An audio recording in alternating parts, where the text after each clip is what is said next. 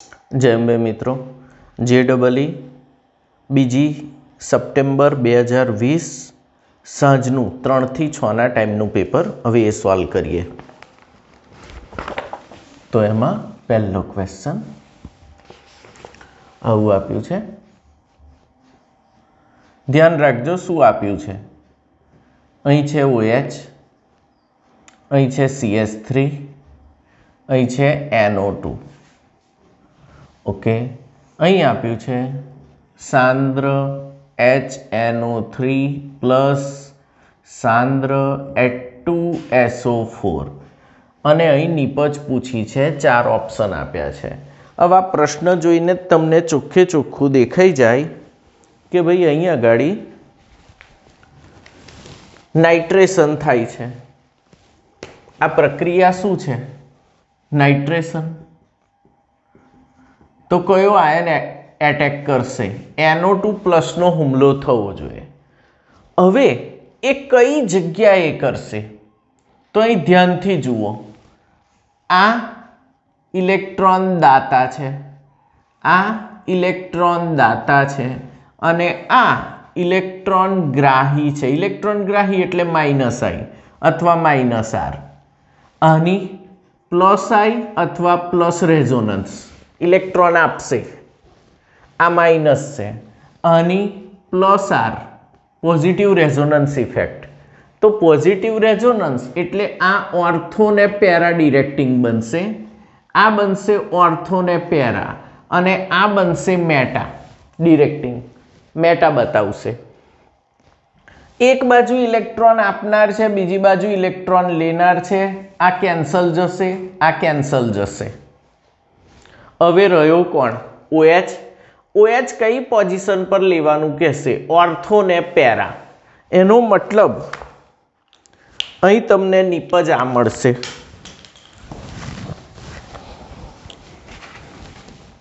अहीं Aghadi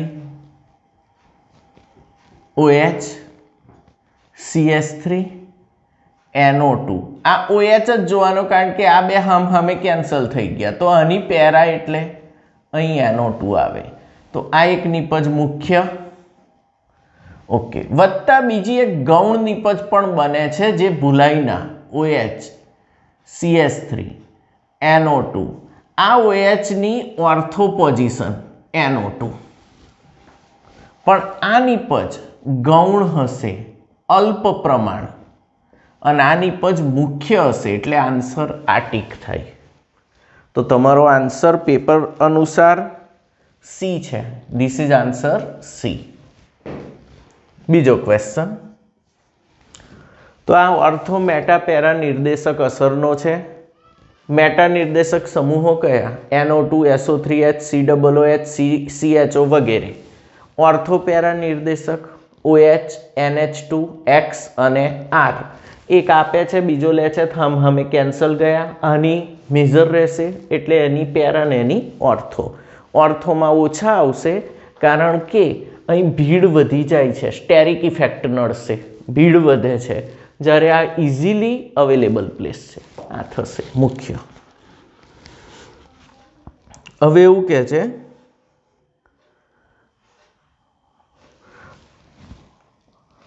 toilet cleaning liquid. Toilet cleaning liquid. हवे toilet cleaning liquid एटले पेलो अक्षय कुमार आवे छे ने एड में, हार्पिक। हार्पिक जो तमारा हाथ पर ढोळाई जाए तो हाथ पर डरी गयुं, धारो के, तो फर्स्ट एड शू करशो? शू करशो अथवा सेना वडे हाथ धोशो एनाथी बचवा?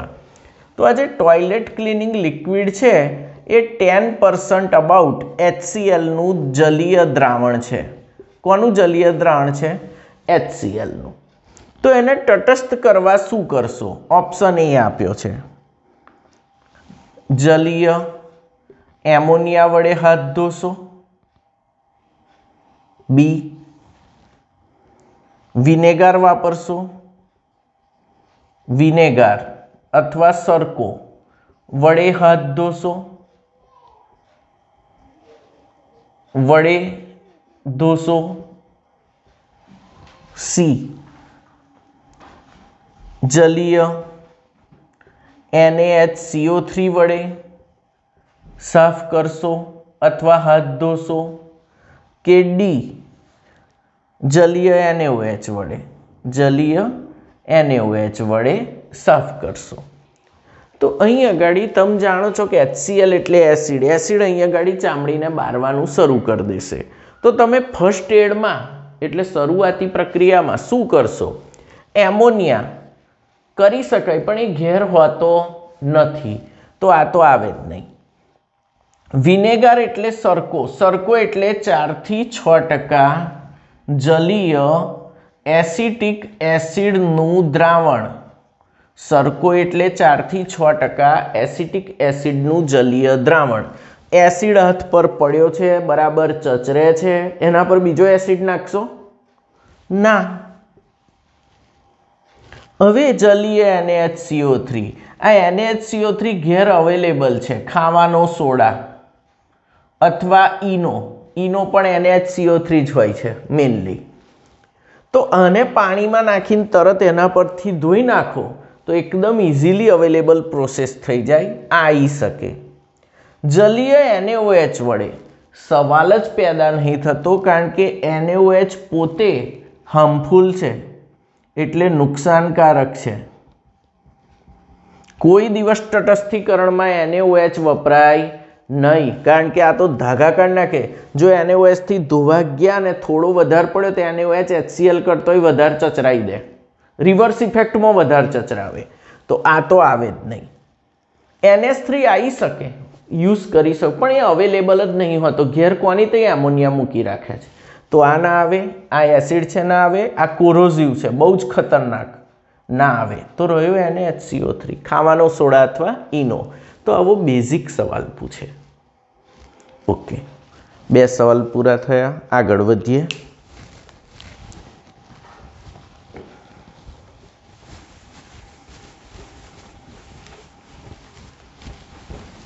હું તમને એ જ જણાવવા માંગુ છું કે JEE કેવા પ્રશ્નો પૂછાય છે. તમારું મગજ સેટ કરીને ગયા હોય તો કશું જ અઘરું નથી.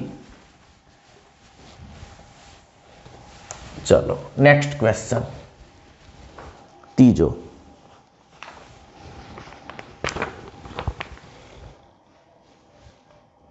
Arrange the following label hydrogen in decreasing order of acidity. હાઇડ્રોજનની એસિડિટીનો, એસિડિટી એટલે એસિડિક પ્રબળતાનો ઉતરતો ક્રમ જણાવો. હવે આવું એક બંધારણ આપ્યું તમને.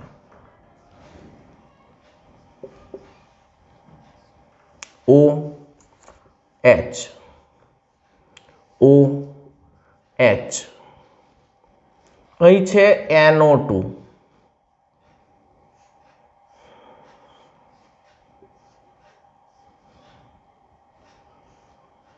COOH, અને અહીં છે C triple bond C bond H. હવે તમને લેબલ કરીને આપ્યા છે, આ રીતે લેબલ કર્યા છે A B C ને D. આને કયો છે A, આને કયો છે B, આને કયો છે C, આને કયો છે D. તમને એમ કહ્યું એસિડિક પ્રબળતાનો ઉતરતો ક્રમ, એનો અર્થ કે કયો H+ ઝડપથી છૂટો પડે અથવા કોની એસિડિક પ્રબળતા વધુ છે, કયો H+ ઝડપથી છૂટો પડે. તો તમે જાણો છો કે OH અને આલ્કાઇન બંને ટર્મિનલ છે, એસિડિક છે, પણ COOH તો ડોન છે, એટલે સૌથી વધુ પ્રબળતા કોની હશે? B. હવે આ પણ OH છે ને આ પણ OH છે, કારણ કે આના કરતાં તો OH પ્રબળ એસિડ છે, ફિનોલિક કમ્પાઉન્ડ, ફિનોલ. તો ફિનોલનો H+ ઝડપથી છૂટો પડે એ તો ખબર છે, આના કરતાં તો આ બે વધારે જ છે. પણ અહીં આ આવશે કે આવશે? તો અહીં સામે જુઓ, NO2 ઇલેક્ટ્રોન ગ્રાહી માઇનસ આ અસર, આ ઇલેક્ટ્રોન ચૂસી લેશે અને કઈથી વધુ ચૂસશે? પેરા પોઝિશનથી. કઈથી વધુ ખેંચશે? પેરા પોઝિશનથી. તો અહીંથી વધુ ખેંચશે તો બીજા નંબરે આવશે C. પછી કઈ ખેંચાય? મેટા, તો આવશે D. હવે રહ્યું કોણ? A. તો એકદમ સિમ્પલ આન્સર. આ સૌથી પ્રબળ એસિડિક ગુણ ધરાવશે આમાં. એના પછી આ છૂટો પડશે, એના પછી આ છૂટો પડશે, એના પછી આ છૂટો પડશે. અહીં તમને એમ કહ્યું હોય કે આની જોડે 1 મોલ NaOH ની પ્રક્રિયા કરીએ, 1 મોલ NaOH, તો કઈ જગ્યાએ રિએક્શન થાય? આવો પ્રશ્ન JEEના બીજા પેપરોમાં પૂછાયેલા છે. તો તમારે જોવાનું સૌથી પ્રબળ એસિડિક કોણ છે? આ જ છે. તો અહીં આગળ થઈ જશે બોન્ડ COONA, સોડિયમ એસિટેટ. એ ટાઈપનું રિએક્શન બને. પછી આગળ અહીં આગળ જે છે તે વોટેવર, પણ આ જગ્યાએ રિએક્શન થાય. 2 મોલ હોય તો અહીં પણ થશે, અહીં પણ થશે. 3 મોલ હોય તો અહીં થશે. અને 4 મોલ વાપર્યા હોય, એક્ઝેસ લખી દીધું હોય, તો અહીં પણ Na+ આવશે. ક્લિયર એકદમ? તો એસિડિટીનો ક્રમ. નેક્સ્ટ, ચોથો પ્રશ્ન. Cast iron. કાસ્ટ આયર્ન એટલે ઘડતર લોખંડ. શું બનાવવા વપરાય છે? શું બનાવવા વપરાય છે? તો મેં તમને વાત ભઠ્ઠી છઠ્ઠા ચેપ્ટરમાં કહ્યું કે વાત ભઠ્ઠીમાંથી મળતું લોખંડ પીગ આયર્ન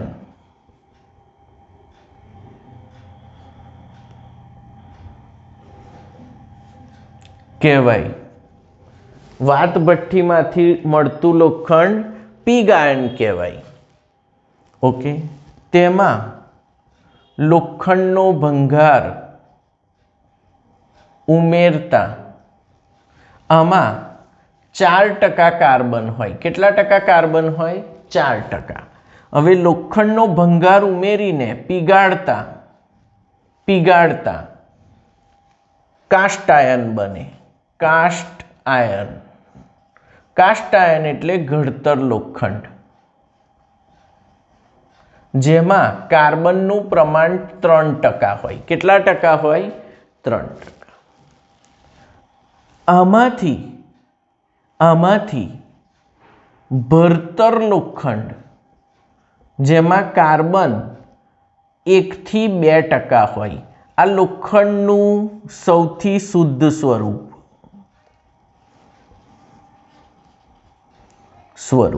ભરતર લોખંડ અથવા દબનીય લોખંડ અને સ્ટીલ.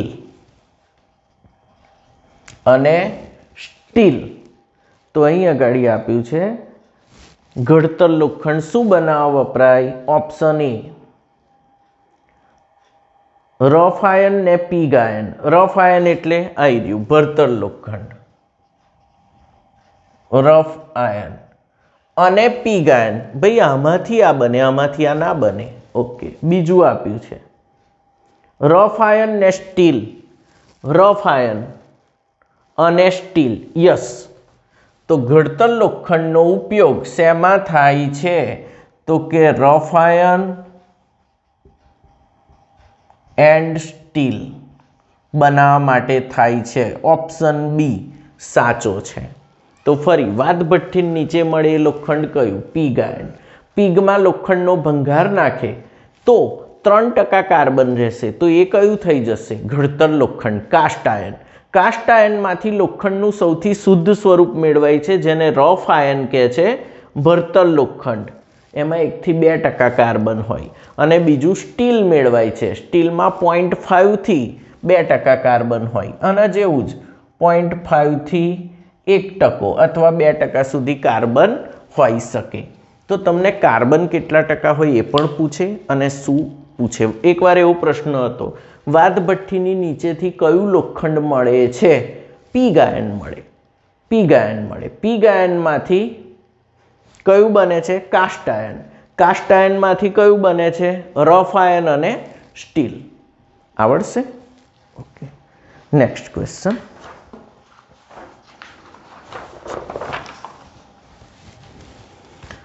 હવે પાંચમો પ્રશ્ન છે એ એટલો બધો મોટો પૂછ્યો છે કે તમે વાંચી વાંચીને થાકી જાઓ. હું લખું છું આખો પ્રશ્ન તમને, એટલે તમને ખબર પડે કે આવો ટાઈમ પાસ કરાવવા આ લોકો મગજ બગાડે.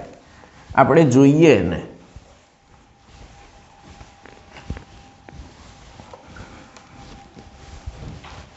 પાંચમો પ્રશ્ન.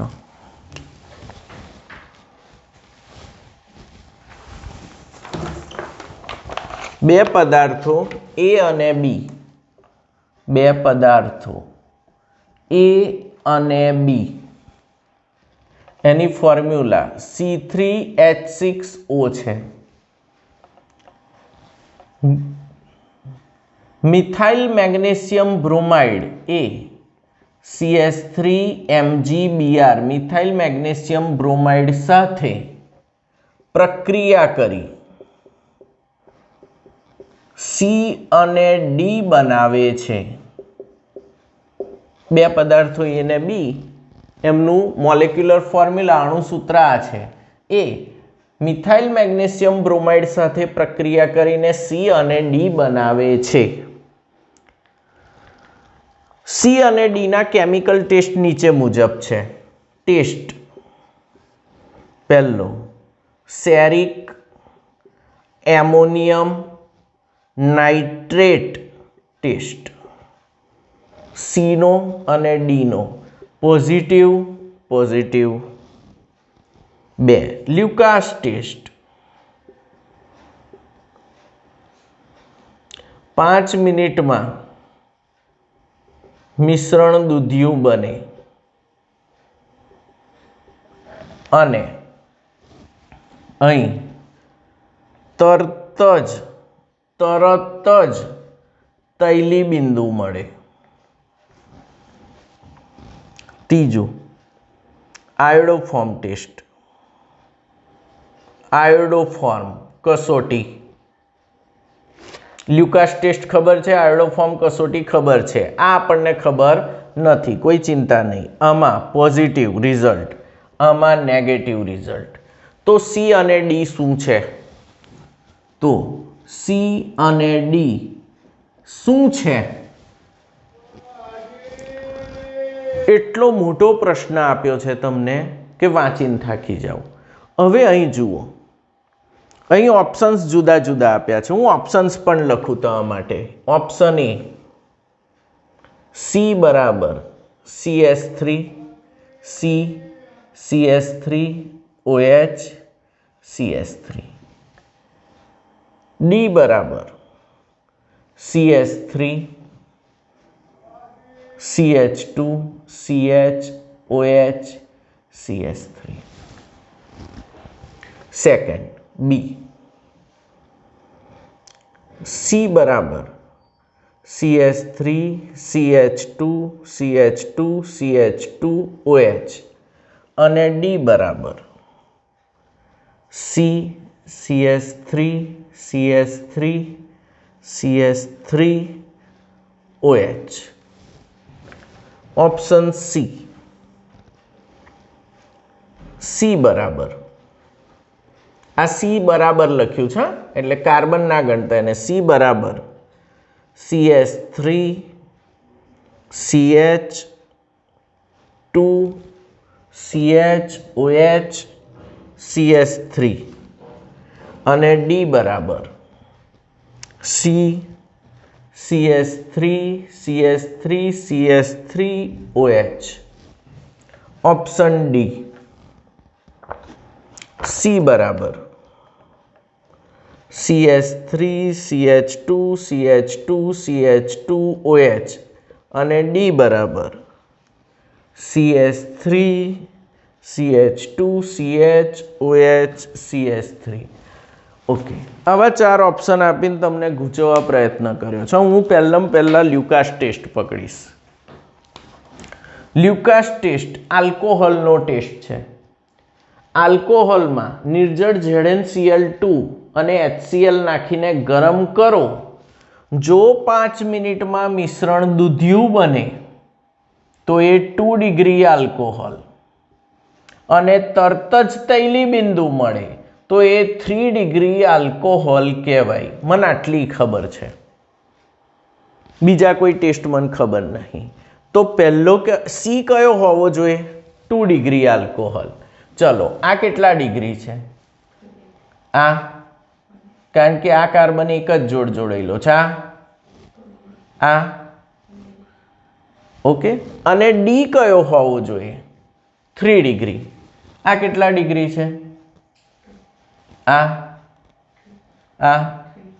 અને આ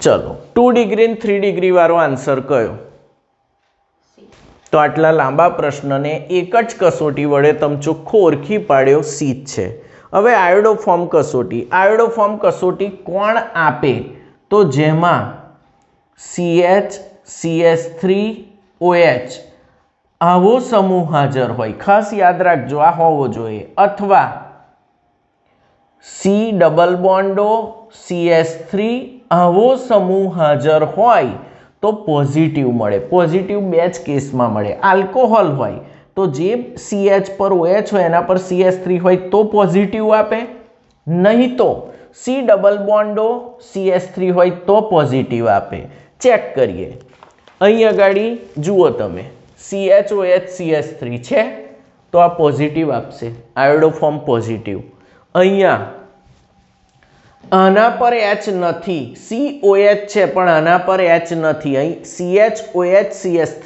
જુએ તમારે તો અહીં નથી તો આ આયોડોફોર્મ નહીં આપે અને આ આયોડોફોર્મ આપશે તો અહીંયા જ ઓળખાય છે સેરિક એમોનિયમ નાઇટ્રેટ વિશે ખાલી જાણ કરી દઉં તમને આ આલ્કોહોલની પ્રાથમિક કસોટી છે આલ્કોહોલની કસોટી એટલે બોન્ડ OH હાજર છે શું હાજર છે બોન્ડ OH ખાલી જાણવા માટે કહ્યું બાકી તમે આન્સર તો લ્યુકાસ પરથી ચોખ્ખો શોધી કાઢ્યો સી છે આવા પ્રશ્નો પ્રેક્ટિસ કરવાના તો તમને ખબર પડે કે એટલું બધું લાંબુ પૂછે પણ એનો આન્સર એક જ સેકન્ડમાં આપી દેવાય એક જ ટેસ્ટથી અમુક લોકો એમ વિચારે સાહેબ આ તો અમે ભણ્યા જ નહીં એટલે તમે જે ભણ્યા ના હોય એને જોવાનું જ નહીં એના સિવાય જે આવડે છે એના પર ફોકસ કરીને કામ કરો ઓકે આગળ સમજ પડી આખો પ્રશ્ન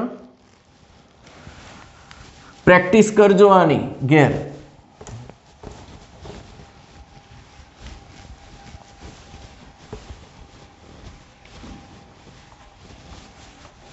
બેટા ટાઈમ થાય તો મને જણાવજો હા પહેલેથી મને કહેવાનું 10 મિનિટ બાકી હોય ને ત્યાંથી કહેવાનું તો હું એની રીતે વિચાર લઉં ઓકે ચાલો છઠ્ઠો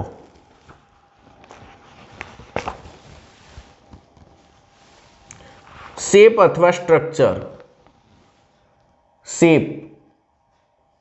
સ્ટ્રક્ચર એટલે આકાર પૂછ્યા છે કોના કોના XeF5 માઇનસ એન્ડ XeO3F2 આકાર શોધવા માટે VSEPR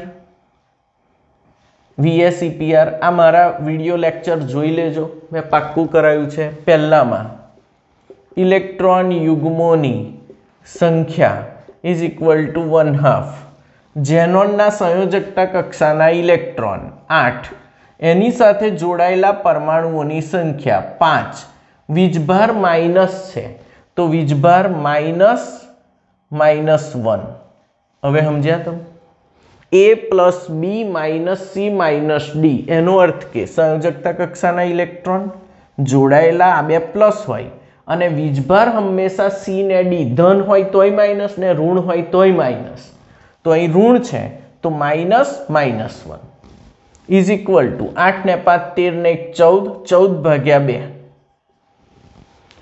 7 ઇલેક્ટ્રોન યુગ્મો એટલે sp3d3 સંકરણ. કયું સંકરણ આવે?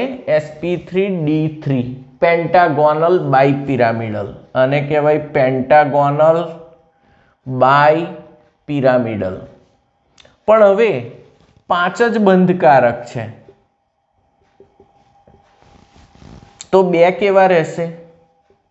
અબંધકારક. એટલે તમારો આકાર આ રીતે દોરાય. XC 1 2 3 4 5 6 અને 7. અહીં આગળ તમારા F જોડાશે, એક સમતલમાં F જોડાશે. ઓકે. અને અહીં અબંધકારક હશે, તો અબંધકારક તો ફોટામાં આવે ના. મીન્સ આનો આકાર પેન્ટાગોનલ પ્લેનર એટલે પંચકોણીય સમતલીય. એક જ સમતલમાં છે અને પંચકોણીય આ આકાર થશે. આ બે ફોટામાં દેખાય નહીં. સંકરણ પરથી પૂછ્યો હોત તો આ આવત, પણ અહીં સાથે સાથે F હોય તો આ આવે. બીજાનો આકાર જોઈએ. ઇલેક્ટ્રોન યુગ્મોની કુલ સંખ્યા ઇઝ ઇક્વલ ટુ 1/2 ઝેનોનના કેટલા ઇલેક્ટ્રોન સંયોજકતા કક્ષામાં 8. ઓક્સિજન નહીં ગણવા, હંમેશા ઓક્સિજન VSEPRમાં ના ગણાય જોડાયા હોય તોય. 2 F છે. F કેટલા? 2. તો 8 ને 2 10/2 5. 5 એટલે sp3d સંકરણ. કયું સંકરણ?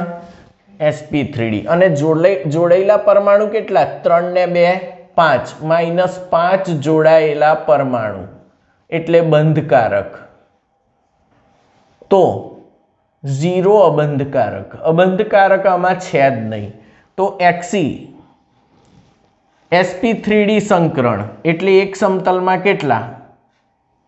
3. બોલો. 1 2 3. ઉપર 1 નીચે 1. હવે ઓક્સિજન 3 છે, તો ઓક્સિજન અહીં આવશે. સમજ પડી તમને બધાને? આ રીતે ઓક્સિજન જોડાય. F2 છે. F. તો આનો આકાર થશે ટ્રાઇગોનલ બાયપિરામિડલ. ટ્રાઇગોનલ બાયપિરામિડલ મીન્સ ત્રિકોણીય દ્વિપિરામિડ. ત્રિકોણીય દ્વિપિરામિડ ગુજરાતીમાં આપણું ત્રિકોણીય દ્વિપિરામિડ અથવા ટ્રાઇગોનલ બાયપિરામિડલ. તો બંનેના આકાર મેં સમજાયા. છતાં વધુ જોવા VSEPR જોઈ લેજો. સંકરણને બધું વારંવાર પૂછે છે. આન્સર આવશે A પેન્ટાગોનલ પ્લેનર અને ત્રિકોણીય દ્વિપિરામિડ trigonal bipyramidal. Your option will be A from here. JEE 2020. Okay.